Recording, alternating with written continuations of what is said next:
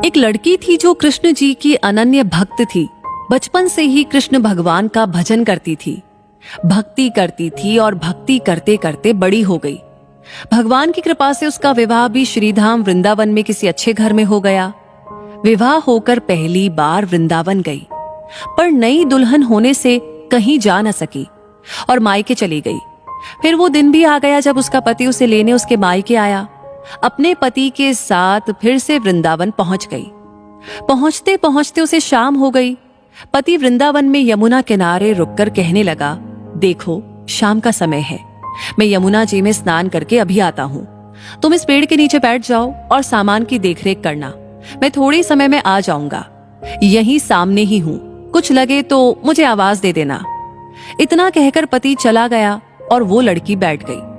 एक हाथ लंबा घूंघट निकाल रखा है, क्योंकि गांव है, ससुराल है, और वहीं बैठ गई। मन ही मन विचार करने लगी कि देखो ठाकुर जी की कितनी कृपा है। उन्हें मैंने बचपन से भजा और उनकी कृपा से मेरा विवाह भी श्रीधाम वृंदावन में हो गया। मैं इतने वर्षों से ठाकुर जी को मानती हूँ, परंतु अब तक उनसे कोई रिश्ता नहीं जोड़ा। फिर सोचती है ठाकुर जी की उम्र क्या होगी। लगभग 16 साल के होंगे। मेरे पति 20 साल के हैं, तो उनसे थोड़े से छोटे हैं।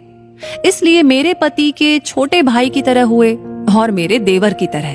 तो आज से ठाकुर जी मेरे देवर हुए। तो अब तो ठाकुर जी से नया संबंध जोड़कर वो बड़ी प्रसन्न हुई और मन ही मन ठाकुर जी से कहने लगी, देखो ठाकुर जी, आज से मैं तुम्हारी भाभी और तुम मेरे देवर हो गए। इतना सोच ही रही थी कि तभी एक 10 से 15 साल का बालक आया और उस लड़की से बोला, भाभी भाभी। लड़की अचानक अपने भाव से बाहर आई और सोचने लगी, वृंदावन में तो मैं नई हूँ, ये भाभी कहकर कौन बुला रहा है। नई थी इसलिए घूंघट उठाकर नहीं देखा कि गांव के किसी बड़े बूढ़े ने देख लिया तो बड़ी बदनामी होगी। अब वो बालक बार बार कहता, पर वो उत्तर न देती। बालक पास आया और बोला, भाभी तनिक अपना चेहरा तो दिखाइए। अब वो सोचने लगी, अरे ये बालक तो बड़ी जिद कर रहा है, इसलिए कस के घूंघट पकड़कर बैठ गई कि कहीं घूंघट उठाकर देख ना ले। लेकिन उस बालक ने जबरदस्ती घूंघट उठाकर चेहरा देखा और भाग गया। थोड़ी देर में उसका पति आ गया। उसने सारी बात अपने पति से कही। पति ने कहा, तुमने मुझे आवाज क्यों नहीं दी। लड़की बोली, वो तो इतने में ही भाग गया था। पति बोला, चिंता मत करो, वृंदावन बहुत बड़ा थोड़ी ना है। कभी किसी गली में खेलता हुआ मिल गया तो हड्डी पसली एक कर दूंगा। फिर कभी ऐसा नहीं कर सकेगा। तुम्हें जहां भी दिखे मुझे जरूर बताना। फिर दोनों घर गए। कुछ दिन बाद उसकी सास ने अपने बेटे से कहा कि बेटा देख, तेरा विवाह हो गया, बहू मायके से भी आ गई, पर तुम दोनों अभी तक बांके बिहारी जी के दर्शन के लिए नहीं गए। कल जाकर बहू को दर्शन करा कर लाना।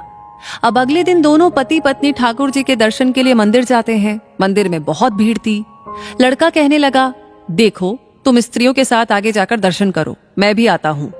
अब वो आगे गई पर घूंघट नहीं उठाती। उसे डर लगता कोई बड़ा बूढ़ा देखेगा तो कहेगा, नई बहू घूंघट के बिना घूम रही है। बहुत देर हो गई। पीछे से पति ने आकर कहा, अरे बावली, बिहारी जी सामने है, घूंघट काहे ना खोले। घूंघट ना खोलेगी तो दर्शन कैसे करेगी। अब उसने अपना घूंघट उठाया और जो बांके बिहारी जी की ओर देखा तो बांके बिहारी जी की जगह वही बालक मुस्कुराता हुआ दिखा। उसे देखकर वो एकदम से चिल्लाने लगी, सुनिए, जल्दी आइए, जल्दी आइए। पति पीछे से भागा भागा आया और बोला, क्या हुआ। लड़की बोली, उस दिन जो मुझे भाभी भाभी कहकर भागा था वो बालक मिल गया। पति ने कहा, कहाँ है, अभी देखता हूँ उसे। तो ठाकुर जी की ओर इशारा करके बोली, ये रहा, आप ही के तो सामने है। उसके पति ने जो देखा तो अवाक रह गया और वहीं मंदिर में ही अपनी पत्नी के चरणों में गिर पड़ा। बोला, तुम धन्य हो। वास्तव में तुम्हारे हृदय में सच्चा भाव ठाकुर जी के प्रति है।